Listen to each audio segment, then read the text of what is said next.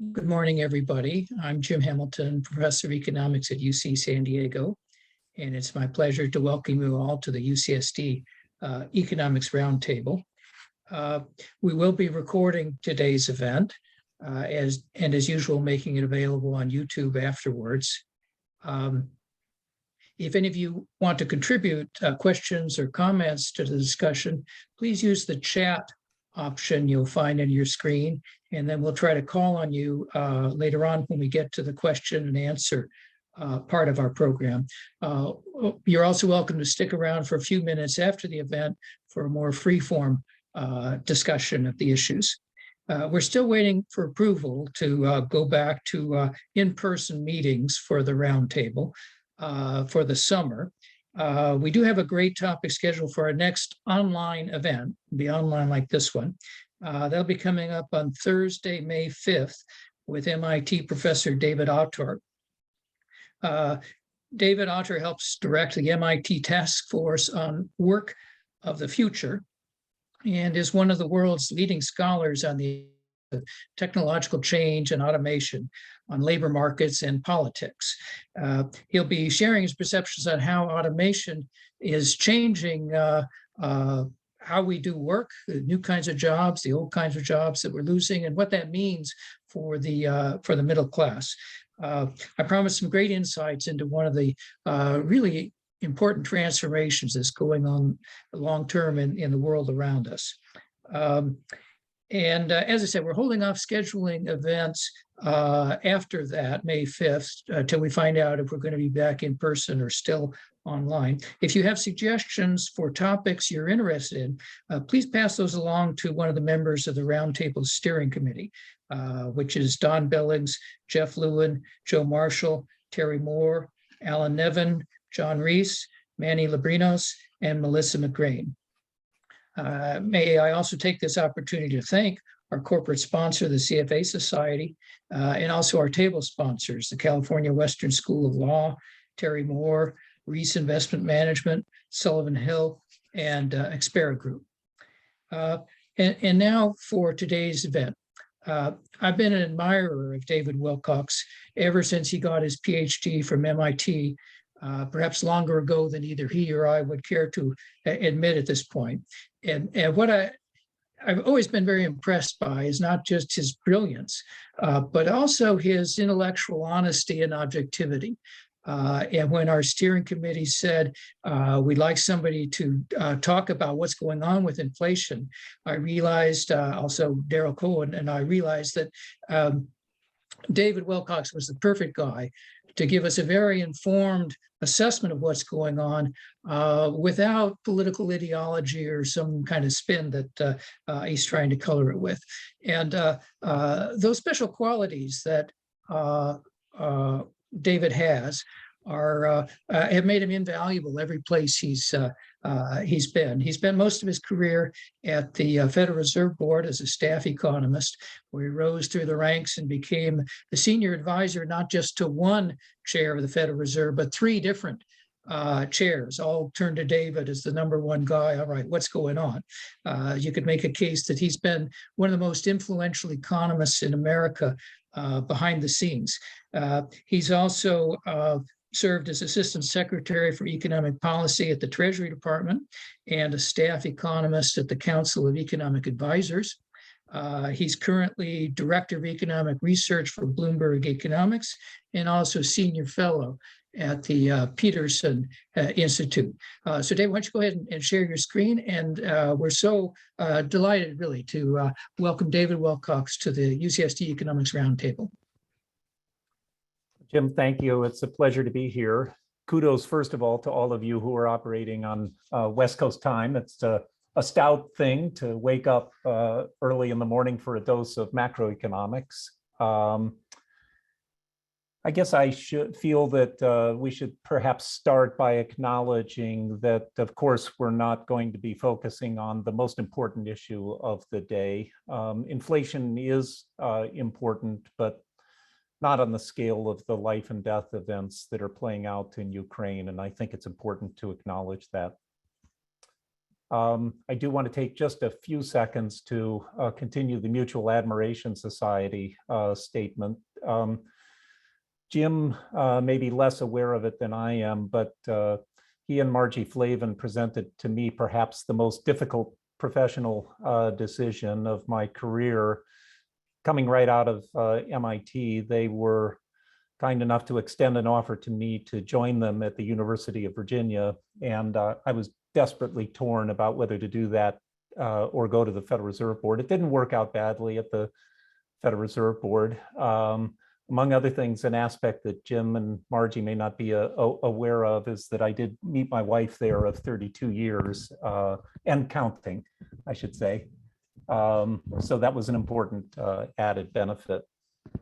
I'm going to keep my remarks relatively brief. I'm going to reserve the bulk of the hour for interacting with all of you and hear your thoughts about inflation, what risks you see, what outlook you have, and how you would differ from the views that I'm about to lay out. I want to start by acknowledging a critical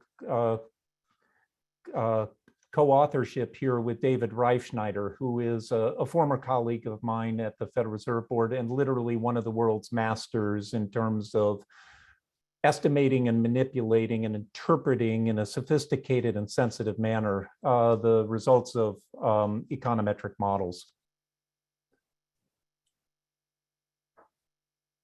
Let's see whether I have, yes, there we go. So the backdrop for our meeting today is a surge in inflation on the order that we have not seen in about 40 years. This graph shows you inflation is measured by the indexes that the Federal Reserve Board pays closest attention to. This is a little less widely known than the Consumer Price Index. This is the Personal Consumption Expenditures Price Index, or PCE Price Index. This is the metric that the Fed uses to assess whether it's meeting its 2% inflation target or not. And as you can see, and as I'll be able to see if I move the little screens out of the way, there we go. As you can see, over the past 12 months, inflation has spiked to a level that we haven't seen since the early 1980s, whether measured by the overall PCE price index or by the index that excludes the volatile prices of food and energy. The inflation situation is more worrisome than one would infer merely from the top line, becoming more worrisome because it started out in early 2021 as something that was reasonably narrowly confined to price categories that were rather obviously affected by the dramatic events of the COVID shutdown and then the restart of the economy. So what you can see in this graph is the following. I've plotted the change in inflation from one 12-month period to the next 12-month period. So that's what's shown by the black line. And then I decomposed that into contributions from different major categories. So what you can see is that early last year, starting in the spring months, energy prices moved up very strongly and have contributed a substantial fraction of the increase in inflation since that period. The well-known shortage in microchips, semiconductors that play such an important role in vehicle production also have contributed, and some other dysfunctional aspects of the vehicles market. The rental companies downsized their fleets early in the pandemic period and then were caught shorthanded when it turned out that everybody wanted to rent a car again. And so vehicle production wasn't there to supply the rental companies. So it's manifested in many different dimensions of vehicles. It's in new vehicles, it's in used vehicles, it's in the prices that people pay to rent vehicles. The red bars show an emerging concern, which is the contribution to CPI inflation from shelter. These are basically measured by rents. And asking rents have skyrocketed across the country. I don't actually know what the situation is in the San Diego area. But for methodological reasons, there's a very long lag between so-called asking rents, which are the rents that are asked by the management company at the front desk in the apartment complex, as compared to the rents that are actually paid by incumbent renters. So what we're going to see over the next 6 to 9 months, in all likelihood, is a continued expansion of the contribution from shelter. That's going to be another problematic factor here going through the summer at least.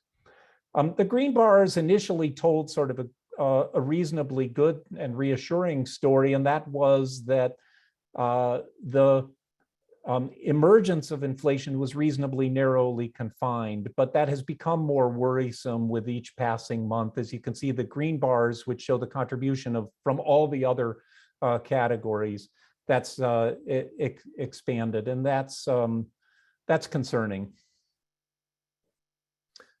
This chart gives you another perspective on how widespread inflation has become. What I've done here is decompose the consumer price index into the amount of the index that's growing at rates that in different categories of rates. So the red bars actually show the proportion of the consumer price index where prices are declining. And what you can see is that initially during the shutdown period in the early months of 2020, there actually was a bit of an increase in CPI categories where prices were going down. But that essentially has disappeared over the course of the time since then. The blue bars show components of the consumer price index where prices were going up between 0 and 2%, and that too has narrowed. The green bars show components of the price index where prices are going up between 2 and 4% per year. That has stayed more or less constant, but what's really striking in this graph is the expansion of the consumer price index where prices are going up more than 4% at an annual rate. This chart is a little complicated to read quickly, so I'm going to walk you through it. But the story that this chart tells is that part of the inflation development over the past 12 months owes to some of the special forces that have been placed on the economy by the COVID pandemic. What happened was that sort of generically, people stayed home. They decided they wanted more couches, more Pelotons, more durable goods of all types. They decided they were uncomfortable with going to restaurants. They were uncomfortable with traveling, and they were uncomfortable with going to places like gyms, all sort of generically speaking, places that involve close contact between customers or among customers or customers and staff. So they, in economist language, they shifted their spending from services towards goods. And what you can see in the blue line is a vast expansion in the amount of spending that was devoted to goods expenditure. And we've drawn in just a simple linear trend there with the dotted or dashed blue line for comparison to pre-COVID trend. By contrast, there was a very big collapse and only a partial recovery of expenditures for services. That's shown by the solid red line compared to the dashed red line. Folks at the New York Fed have put together kind of a convenient summary index of global supply chain pressures, and that's shown by the yellow or gold line. And what you can see is that that really broke from its previous trend right at the time of the emergence of COVID. So it's we think is very plausible that the shift in spending, obviously was triggered by COVID. It's a complex of factors that are going on here. Now, the black line is the one that's really interesting for our purposes this morning. What that shows is the relative price of goods to services. Now, for reasons that are sort of deeply embedded in technological progress, goods prices in normal times have tended to decline. Services prices don't do that. This is rooted in productivity growth reasons. The generic example here is that think of the services industry. I'm obviously simplifying greatly, but think of the services industry as like a string quartet performance. They're going to play Beethoven, a Beethoven string quartet. It takes 4 string players to play the Beethoven string quartet. There's been no productivity growth in the string quartet industry since Beethoven composed his quartets. By contrast, if you think of personal computers, there's obviously been enormous productivity growth. And so the general and normal pattern is for goods prices to decline relative to services prices.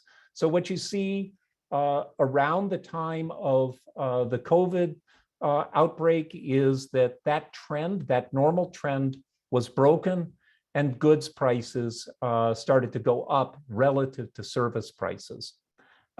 There will be a skeptical question from the audience about, hey, wait a minute, why should that have any effect on aggregate inflation? Maybe goods prices went up, but why don't services prices go down? We can get into that, but generically, the shorthand answer is it turns out services prices are more sticky than goods prices. And so, yes, there probably was some downward pressure on services prices, but goods prices respond more quickly. So there probably was an overall transmission to top line inflation from this important change in composition of spending from services to goods. Another key development is, as many of us are aware, is that compensation increases have zoomed as the labor market has become very tight. This is one particular measure of compensation increases that happens to control for changes in the composition of workers. So it should, in principle, abstract from whether there are fewer restaurant workers who were relatively low productivity and therefore whose pay is relatively low when they become unemployed. This should take care of that and give us a relatively clean reading on compensation increases across the country. Okay, so all of that is sort of meant to raise your level of concern about inflation. To put my cards on the table, I am rather concerned about the inflation outlook, but nonetheless am at the rather benign or sanguine end of the spectrum. And so I want to spend the rest of my few minutes of remarks outlining for you why I'm at the relatively sanguine end of the spectrum of opinion. First of all, I do want to acknowledge that some greater concern is warranted, no question about it. If you'd asked me to give the same talk 6 months ago, I would have given a more optimistic version of this talk than I'm going to give you today. However, there are some important reasons not to give up hope here, not to expect a permanent or persistent ongoing problem with inflation. First, let's confront the sort of analogy that is on the lips of many people, the 1970s. I'm going to present to you some evidence that in one important respect, we don't live in the 1970s anymore. And I'm going to give you a reason for being grateful that we don't do that. There are lots of reasons for that. Clothing styles have improved, music has improved, but inflation dynamics is a third member of that list. Secondly, although it's true that measures of short-run inflation expectations have moved up a lot, long-run inflation expectations have increased only a little, and I'm going to give you a reason for why you should pay more attention to long-run inflation expectations than to short-run inflation expectations as you think about the inflation outlook. And then finally, I'm going to present some estimates from a simple model that shows, first of all, that incorporates the two factors that I just highlighted, the change in inflation dynamics, the relative anchoredness of long-run inflation expectations. Forecasts from a simple model built on those two premises point to a substantial deceleration in inflation over the next couple of years. Okay, so what on earth does this chart show? I'm going to give you a little bit of my understanding from Jim is that most members of the audience are not economists, so I'm going to give you one piece of economics lingo to amaze your friends and neighbors with, and that's a random walk. And I'm going to illustrate it with the following puzzle, which to give credit due to where credit is, to give credit where credit is due. This is due to Larry Summers. And I'm going to pose to Jim, this is unrehearsed. I'm going to pose to Jim the following question. I'm going to name a sequence of 3 numbers. It's going to be very simple. And I'm going to ask Jim, what's the 4th number in this sequence? And we'll reveal some rather deep statistical properties by having this dialogue between me and Jim. So Jim, the sequence of numbers is 1, 2, 3. And I'd like to ask you, what is the next, what is the 4th entry in this sequence of numbers? I'm not sure if you want to be straight man here or not, but if it were random walk, the answer would be 3. But any human would say 4. Very good. Okay, so I intentionally chose a highly knowledgeable member of the audience. But Larry Summers delights in this puzzle because there are many different logical answers to this question. So let's remember the sequence is 1, 2, 3. Now, if this sequence is what economists refer to as a random walk, then the most recent observation on the series is the best prediction for the future. And so the right answer in that case would be 1, 2, 3, 3. And what this chart is showing you graphically is that inflation behaved like a random walk through approximately the financial crisis. And therefore, what that meant was that through the early decades of this exercise that's reported in this graph, if bad things stopped happening to inflation, the best prediction for what would happen in the future was that inflation would remain exactly where it was. Now let's go back to Larry Summers's puzzle. Another possible answer is 1, 2, 3, 2. And how would you get to 2? Well, one way to get to 2 is that the true nature of the series is that it's essentially a constant plus statistical noise. And so in that case, the 1 and the 3 were just simply noisy observations on a series whose mean was 2. And so the best guess of the next observation is 2. And so the decline in all 4 of these lines towards 0 means that in recent decades, inflation has behaved more like that 1, 2, 3, 2 sequence. And therefore, today and in recent decades, the best guess about what inflation will be in the future after it's been disturbed away from its mean is, well, first of all, that it has a mean, and secondly, it will return to that mean. Now, Dave Reichschneider and I are quick to acknowledge that the change in behavior, the new behavior in inflation, is not an intrinsic physical property of inflation. It's not something that is immutable like the speed of light. It was induced by improved conduct of monetary policy. This is not something that the Federal Reserve can count on regardless of what happens in the real world, but it does provide, in effect, an asset. It gives the Fed the chance to test the hypothesis that once the bad things stop happening to inflation, inflation will probably mostly recede back to its mean of the past few decades. Businesses, workers, consumers have been so thoroughly conditioned to expect the Fed to do its job that they will behave as if the Fed will do its job, and that in turn will make the Fed's job much easier. The Fed could destroy this reputational asset if it fails to bring inflation under control, but it does give the Fed more latitude here in the time ahead. So that's the first key reason for being relatively optimistic about the inflation outlook. Let's turn to inflation expectations. This chart shows three different measures of short-run inflation expectations. The red line is perhaps the most prominently known one. It's constructed by the University of Michigan. It shows household expectations over the next 12 months. And these have moved way up.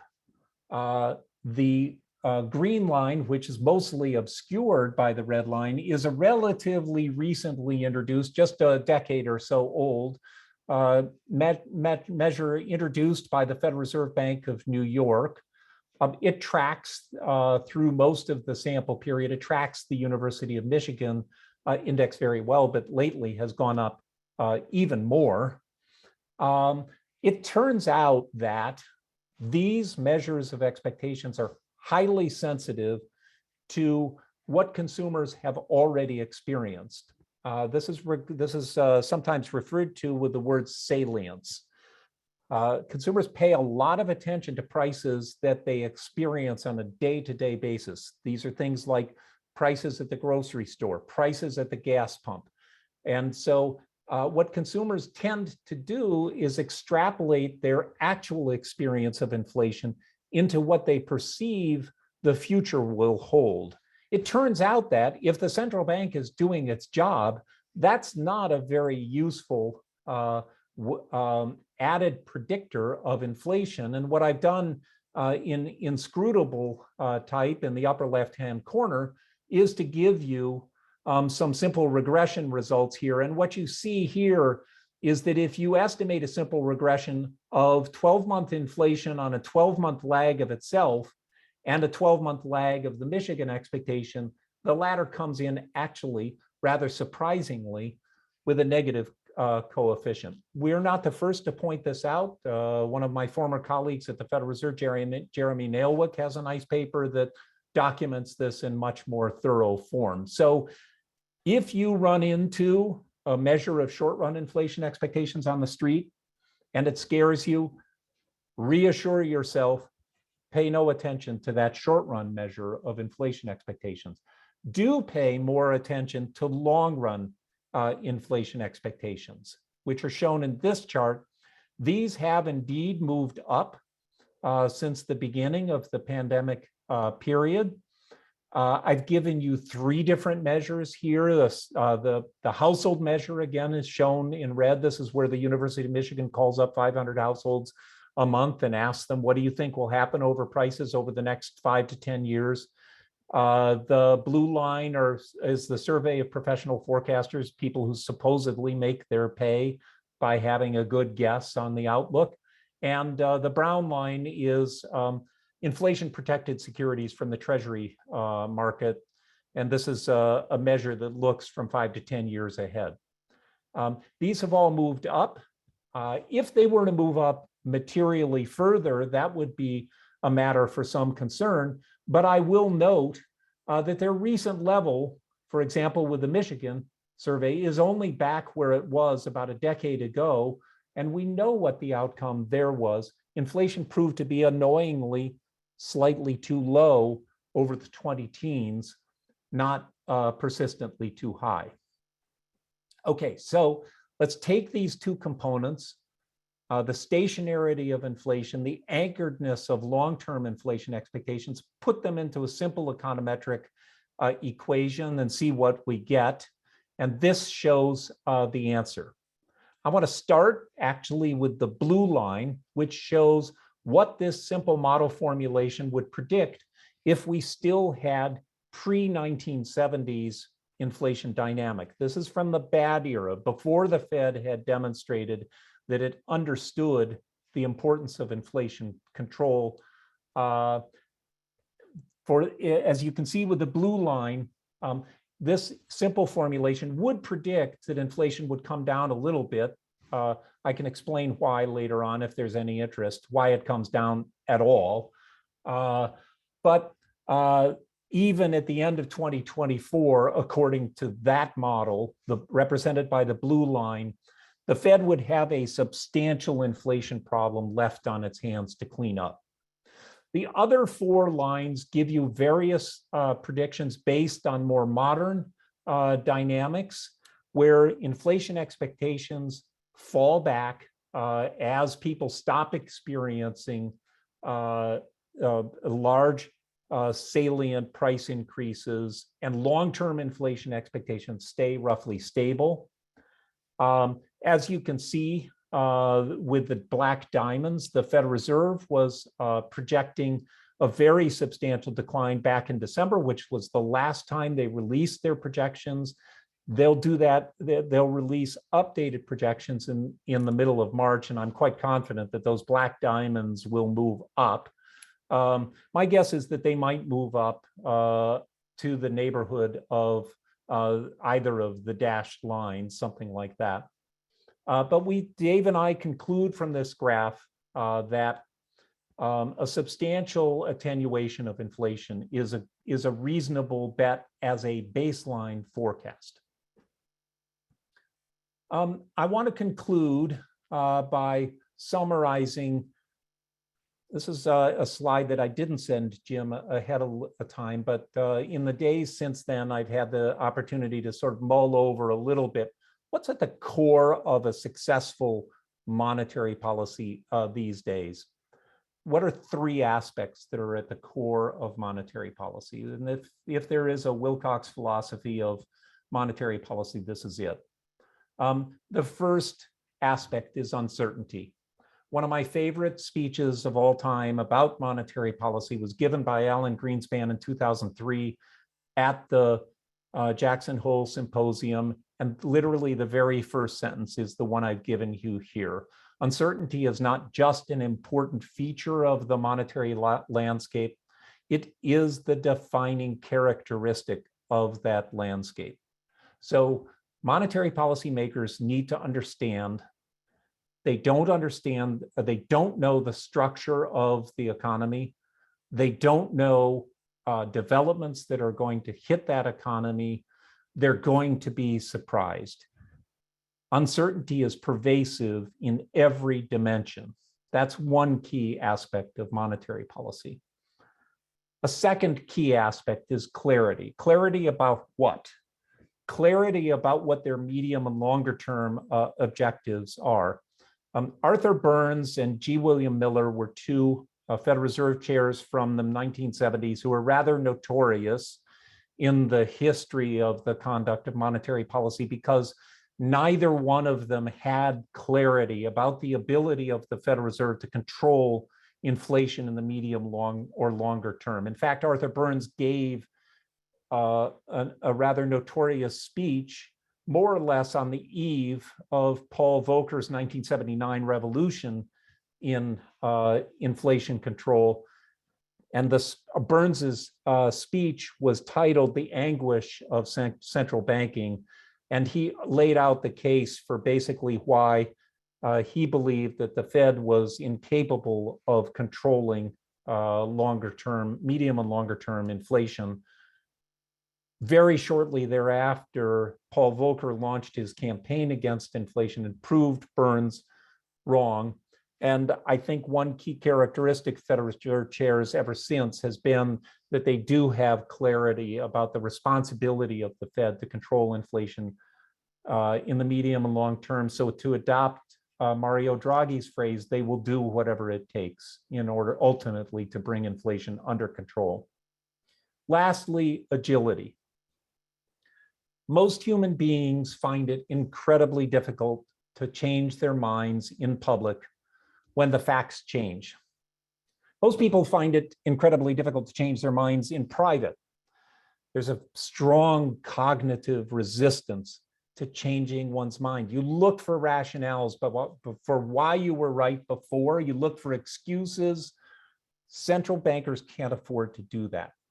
Central bankers need to change their minds. They need to do so in public. They need to lay out their thinking for why they have changed their minds. And I think we've just seen over the last 6 to 9 months a great example of how effective that can be. 6 to 9 months ago, approximately nobody was talking about the Fed lifting rates off from the zero lower bound at their next meeting, which will take place in mid-March. Nobody was thinking about the Fed allowing its balance sheet to begin to run off in the near term, which they will sometime probably around the middle of this year. That's a big change in the Fed's thinking. They did that. They did it without resistance. It turns out, in summary, an accurate forecast of what the future holds is great to have. It's better to have an accurate forecast than an inaccurate one. It turns out you can run an effective, competent, world-class monetary policy even without an accurate forecast. You have to have clarity about what your objectives are. You have to have agility to change in response to developments, surprising developments in external circumstances. So with that, I will stop sharing and be very interested to engage with all of you on your questions. Thanks so much, David, for a great presentation and for reminding everybody why 3 different Fed chairs, their first question was, what does David Wilcox think about this?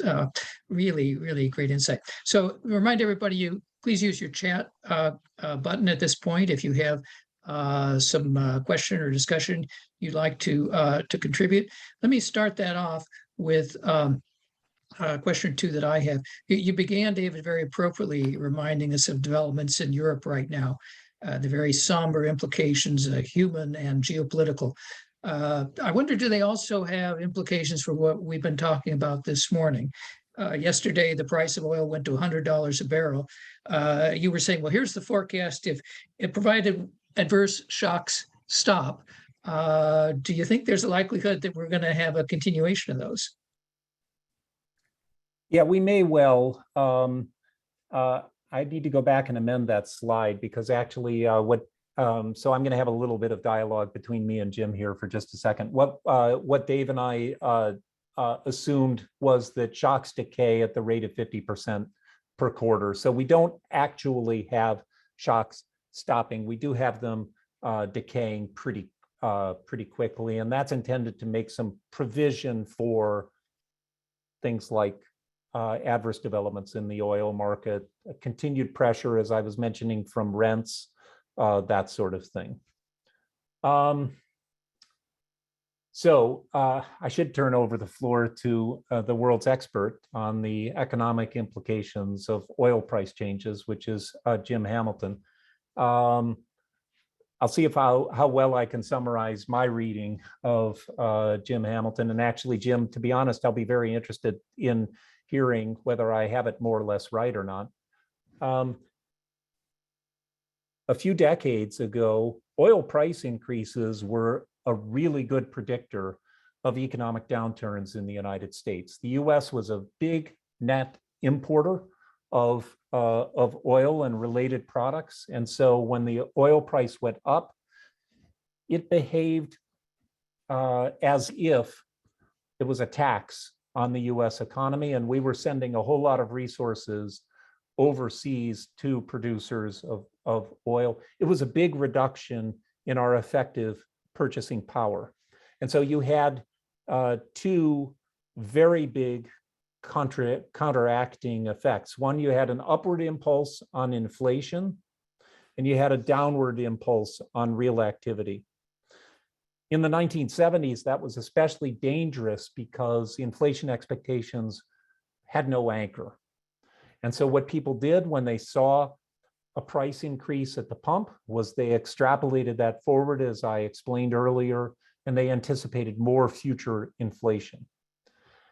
Today, I think both of those situations, I hope, fingers crossed, both of those situations are different.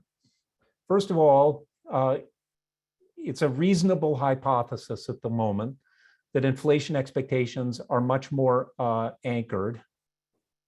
And so there will be less of a tendency to extrapolate a price increase in oil forward and expect more inflation to follow from what you've just seen at the gas pump. So the inflation consequences should be much less long-lasting than before. Secondly, we're producing a much larger share of what we consume in the energy realm now than used to be the case. And in fact, with respect to oil and related products, we're essentially at net balance. We're exporting about as much as we're importing on these products. That doesn't mean that, my guess is that a large oil price spike will still have a depressing effect on US economic activity, but I think it will be much smaller than would have been the case 30 years ago, say. It will have very important distributional effects. So lots of millions and millions of families are going to be suffering because the only aspect of the energy market that they come into is the purchase market. They have to fill up their car with gasoline. They have to heat their home with heating oil or pay other related charges. And for them, it remains just as much before a negative development. There is now a more substantial sector, though, that's involved in oil production in the United States. So shale oil, for example, is a bigger deal. There's quite a lot of question these days about whether shale oil production is going to respond as much as it did during the 2010s. That question is still undetermined. But so I think on net, both effects that I mentioned from before are going to be attenuated, a smaller and shorter lasting inflation effect, a negative but less abrupt impact on real activity. My guess is that the Fed will attempt to look through an oil price spike and see whether it's likely to have a persistent effect on inflation. But Jim, I'd love to hear what you would amend about what I just laid out. Okay, I don't want to totally derail the conversation, but just quickly, I agree with you in terms of the real activity. I think it'll have a more modest effect. The thing I'd emphasize there is the effect on auto demand. One of the things we saw as recently as the Great Recession was when gasoline prices went up, suddenly people stopped buying the American manufactured cars. And that was an important hit to spending. I think right now, as you mentioned, the chip issue and supply constraints, we've got very low inventories of cars.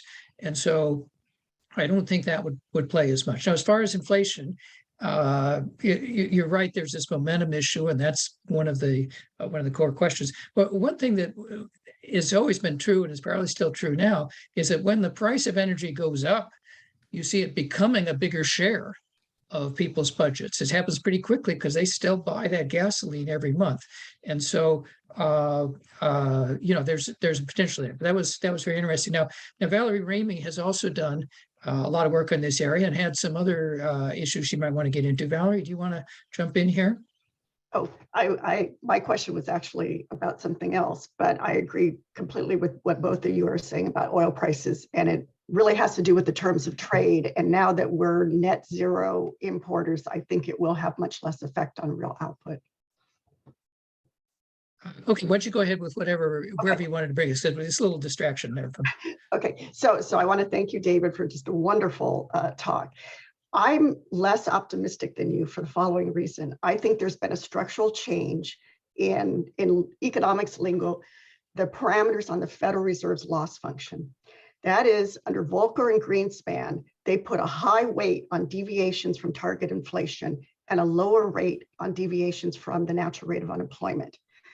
We have seen, as a result of recent research and the greater concerns about inequality, that the Fed seems to be expanding its dual mandate to a triple mandate, which is to do something about inequality. I think that this is badly conceived. The result is that they're putting more weight on lowering unemployment and less weight on lowering inflation. That leads to a different policy reaction function. And I think it's going to lead to higher inflation. And my long-term expectations have gone up because I know how this works. Second, there is political pressure outside the Federal Reserve, I think, to inflate away the debt. Because of the huge stimulus payments during COVID, the debt, as you know, has gone above 100%, the government debt. And one way to get that debt to GDP ratio down is to have inflation. So because of those two reasons, I worry about any kind of forecast of the future that assume no structural change, which I think a lot of your regressions looked at. I also wanted to say, Yuri Grodnichenko's work has shown that the number one driver of inflationary expectations for consumers is gas prices. Basically, they move in lockstep. And to the extent that gas prices do keep going up, then we could have higher, longer run expectations. Okay, thank you, Valerie. First of all, it's very good to see you from across the continent. Secondly, lots there to unpack. Let me address just a couple of threads of your comments. First of all, on inequality, I have a different. But first of all, let me say I've been away from the Fed now for 3¼ years. So whatever sort of inside knowledge I had, as long as the sell-by date was way long ago. I have a different perspective than yours, and much less alarmed by it.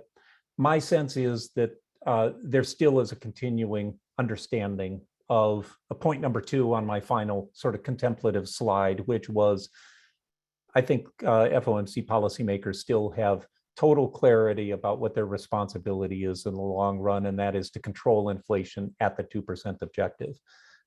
I do think there will be an effort in coming years, and probably, frankly, a decade or so, to undertake a shift in risk tolerance, to recognize that an unduly restrictive monetary policy has very adverse effects on economic inequality. And so in an environment of pervasive uncertainty, I think they will try to stack the odds a little bit more toward making sure that they don't run the economy too cold. And yes, that will probably, if they're successful, that may result, all else equals, in a little higher inflation. The last point I want to make, which is a bit complicated, maybe we should have a dialogue about it offline, is the effective lower bound is going to remain an aspect of the landscape. If you buy into my admittedly rather benign, sanguine view, inflation is going to settle back down to 2%. We're still going to be left with a neutral real interest rate of something like 0 to 0.5%. That's going to be way too low for the Fed to effectively fight in recessions to the same extent as they did in past business cycles. There's an extensive literature attempting to estimate the downward bias that the ELB imparts on inflation. My co-author on this work, David Reifschneider, has been involved in doing some re-excavation of that downward bias of inflation using improved simulation software for FRB US. So as you can imagine, this gets really hairy very quickly. But the short summary of it is that if you plug in a monetary policy reaction function that attempts to capture some of the key characteristics of the new framework that the Fed adopted in 2019, you alleviate the downward bias in inflation, but you don't eliminate it.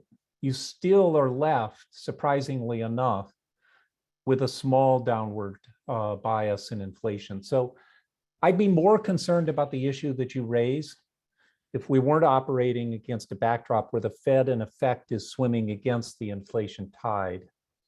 A modestly more expansionary policy will actually help them better attain, surprisingly enough, according to these model simulation results, their average inflation objective than would have been possible if they had stayed with pre-2019 business as usual, Taylor circa 1999 or 1993.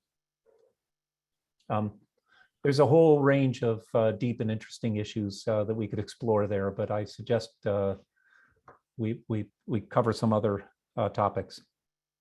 Thanks. Well, there are a number of people want to jump into some other topics. Evan Toma had a question that's actually a follow-up in part of one of the points Valerie was bringing up. Evan, do you want to unmute yourself and ask that question?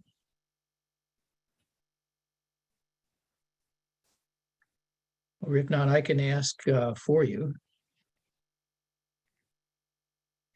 Okay, so Evan was asking, what impact does the national deficit play in the Fed decision whether to raise interest rates? Are they reluctant to do so insofar as that's going to increase the costs of borrowing for the government?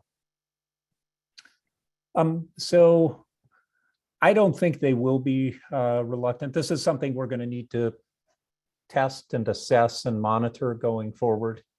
I don't think they will be reluctant because my perception is that they still have total clarity about what their responsibility is.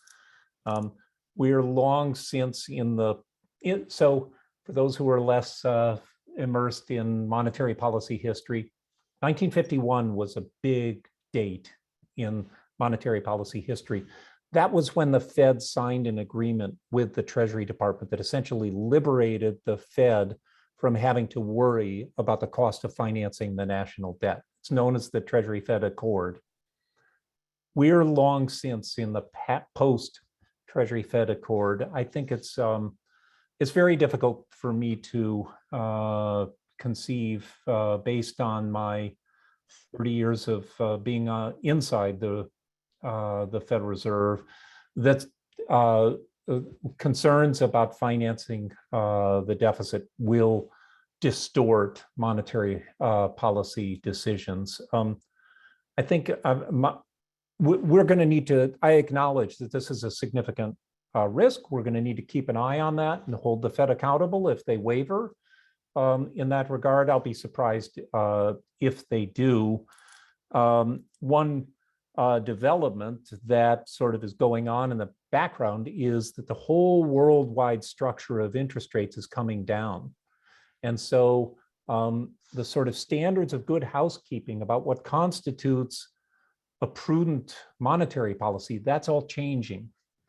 Olivier Blanchard has an ebook on MIT Press, which is, I think, a really terrific resource for those who are interested in this sort of thing, where Olivier thinks through the implications of that downward adjustment in neutral interest rates. That, on average, that's going to mean that financing costs should be much less of a consideration. I hope there's going to be no consideration whatsoever to the Fed, and the Fed is going to keep its eye on the job that has been given to it by the Congress, specified in the Federal Reserve Act, which is meet your inflation objective, try to keep the economy fully employed. There's nothing in the Federal Reserve Act about ensure that the federal government has low financing costs for its deficit. It's a serious issue that Evan and Valerie raise. It is because we're going to move into unprecedented territory in terms of the scale of the debt relative to the size of the economy. So do we need to keep our eye on it? You bet. Is it tops on my concern list? Not yet. Thanks. Wes Shoop has been waiting patiently with an important question. Wes, do you want to unmute yourself and try to ask your question? Sure, I can give it a shot. So I put a lot of information in the chat, but as much as I appreciate the reliance on data that you've used, and I think a lot of readily available data, right, in the increase of workers' compensation, a lot of the supply chain issues, I'm curious to know about some other causes to inflation. To my knowledge, a lot of large companies have increased their profits and their revenues, not just because of increased sales, but because of increased profit margins, right? They're not just passing on the costs of certain things to consumers just to cover their costs. They're tacking on a lot of extra things on top of that. And that has a real material effect. Another thing I point to is, it's funny and kind of convenient that as soon as workers in the United States begin to demand higher salaries, through the Great Resignation, through demands to increase the minimum wage, that this is the time when these increased profit margins for these companies have popped up, that as soon as workers are trying to earn more, they now have to pay more for, as soon as they're starting to catch up. So my question is, to what extent do you feel the causes of this are due to supply chain issues, due to increase in rents or workers' compensation, versus what I'm just going to call pure corporate greed, for lack of a better term? I don't put a lot of weight on the corporate greed hypothesis. You're absolutely correct that profit margins are high, and that may have played a role in sort of a level shift in terms of prices. But what needs to happen in order to actually stoke the inflation machine is for level shifts need to be transformed into ongoing processes. And so it turns out that it's really not enough for the profit margin to increase and stay at a high level. It needs to continually ramp up. I do think I put more weight on some of the other factors that you enumerated: supply chain difficulties, the compositional change in consumer demand. I think if we can get the blasted virus in the rearview mirror, that a whole lot of good things, and by that I mean globally, by the way, that a whole lot of good things are going to happen. For one thing, people are going to decide that they don't actually need another new couch, another new expensive TV. They don't need more residential space. And so the composition of demand is going to go back to something more normal. That will alleviate some pressure on goods prices. People have been reluctant to come back into the workforce for a whole variety of reasons, whether it's caregiving responsibilities, disease vulnerability on their own part, or on the part of those that they need to take care of. They're gonna, some of those people will feel more comfortable coming back into the labor market and alleviate some of the labor shortage that we're experiencing. Supply chains will become more reliable as producers around the globe are less vulnerable to production shutdowns, as foreign governments take sometimes rather draconian measures to suppressing the virus. So I put more weight on some of those other factors, and having generated the inflation surge that we've seen, and that symmetrically makes me more optimistic if and as the virus itself recedes into secondary consideration as a driver of what's going on. Okay, there are a number of other people who wanted to get in some great questions, Ross Starr, Don Billings, Sam Knight, but I have a longstanding promise that we're always going to end right at 9. So we'll do that now. Let me thank David for absolutely wonderful presentation. Remind everyone, Thursday, May 5th, again online, David Autor on the changing nature of work. So at this point, if you'd like to stick around, we'll leave the room open and we'll give some of you a chance to bring up those other comments. Thanks, everybody. I'll end the recording now and see most of you, I hope, again in May.